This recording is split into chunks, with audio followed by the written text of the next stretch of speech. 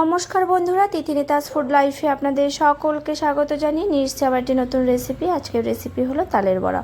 তালের বড়া বানানোর জন্য কী কী লাগবে সবটা আমি আপনাদের সাথে শেয়ার করব। প্রথমে তালটাকে ভালো করে ছাড়িয়ে নিয়েছি, তারপরে তালের থেকে ভালো করে পাল্পটাকে বের করে নিলাম।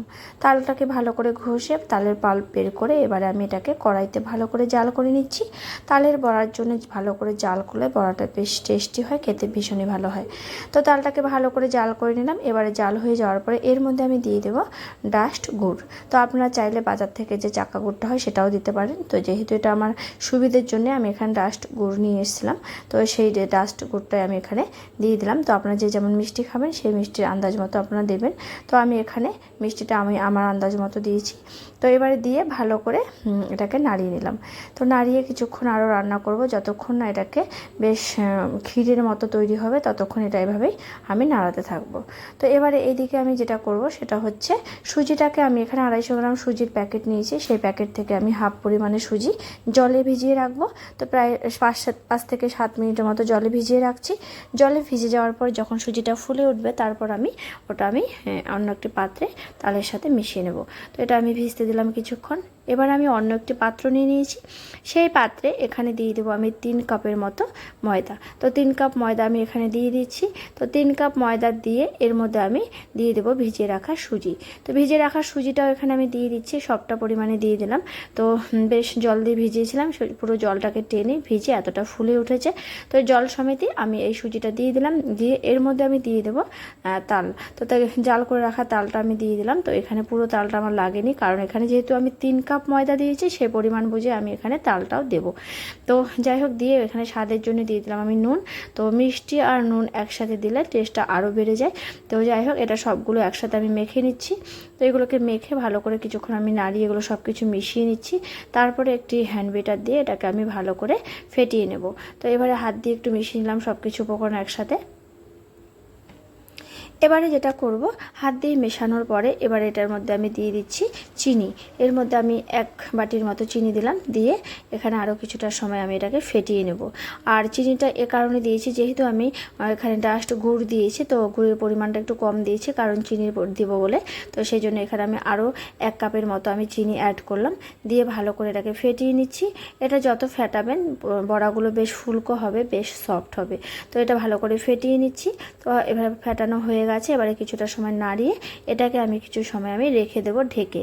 তো 10 মিনিটের মতো ঢেকে রেখে দেবো। তো এভাবে ফেটিয়ে নিয়েছি ভালো করে। এবার ঢাকা দিয়ে আমি 10 মিনিট রেখে দিচ্ছি। তো এবার আমি 10 মিনিট বাদে এটাকে আমি নিয়ে আসছি। এদিকে আমি কড়াইটা বসিয়ে দিচ্ছি। তো কড়াই গরম হয়ে যাওয়ার পরে দিয়ে দেবো আমি সাদা তেল। তো এদিকে কড়াই বসিয়ে দিয়েছি, কড়াই গরম হয়ে গেছে। গরম হয়ে যাওয়ার পরে দিয়ে দিলাম আমি সাদা তেল। তেল গরম হয়ে যাওয়ার পরে একে একে আমি বড়াগুলোকে দিয়ে দিচ্ছি। তো 3টি শেপে আজকে আমি বড়াগুলো ভাজবো। প্রথম শেপটি হলো হাতের মুঠার আকারে এভাবে একে একে বড়াগুলোকে দিয়ে দিচ্ছি। তো একদম হালকা আছে বড়াগুলো ভাজবো, একদম ভেতর থেকে একদম বাইরেটা পুরোটাই সুন্দরভাবে ভাজা হয়ে আসবে। এটা বেশি আঁচে ভাজলে একদম ভেতরটা কাঁচা থেকে যাবে আর বাইরেটা এভাবে লাল লাল করে ভাজা হবে। তাই একদম হালকা আঁচে এটাকে ভাজতে হবে। তো সবগুলো বড়া এভাবে আমি এই শেপটায় দিয়ে দিলাম। প্রথম শেপটা একদম মুঠার আকারে শেপগুলো দিয়ে ভাজলাম। আর দ্বিতীয় শেপটা আমি কী করে করব সেটাও আমি আপনাদেরকে দেখাবো। তো চলুন দেখতে থাকুন পুরো রেসিপিটি, আশা করি আপনাদের ভালো লাগবে।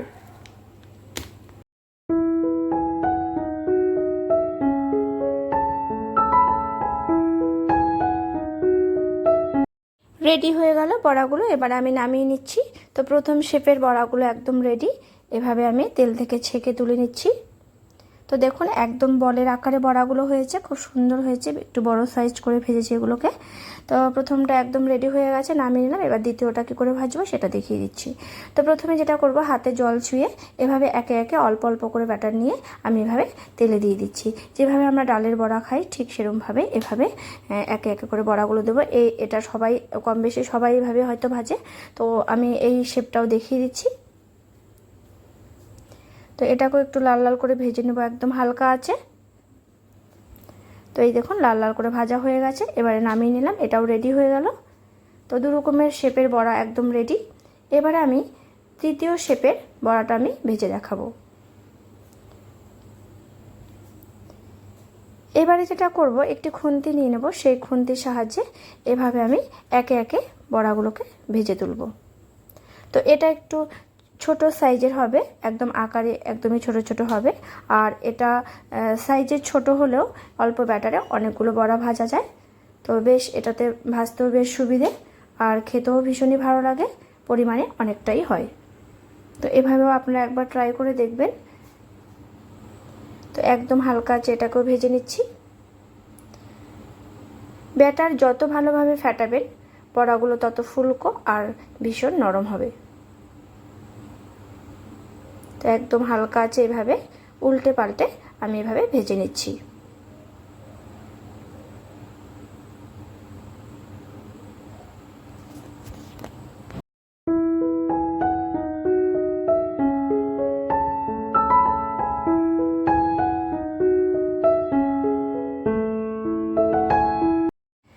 তো এটাও রেডি হয়ে গেল, একদম লাল লাল করে ভেজে নিয়েছি। এবার আমি নামিয়ে নিচ্ছি।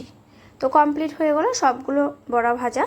তো রেসিপিটি কেমন লাগলো অবশ্যই কমেন্ট করে জানাবেন। যদি ভালো লাগে লাইক করবেন, প্রচুর বন্ধুদের সাথে শেয়ার করবেন। যারা আমার চ্যানেলটি সাবস্ক্রাইব করেনি তাদের বলবো আমার চ্যানেলটিকে সাবস্ক্রাইব করে আমার পাশে থাকবেন।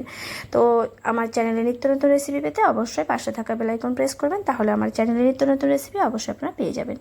তো প্রত্যেকটা বড়ার শেপ আমি দেখিয়ে দিচ্ছি, ছোট থেকে মাঝারি বড়, একদম খুব সুন্দরভাবে বড়াগুলো হয়েছে। তো সবাই সুস্থ থাকবেন, ভালো থাকবেন। Thanks for watching, tata.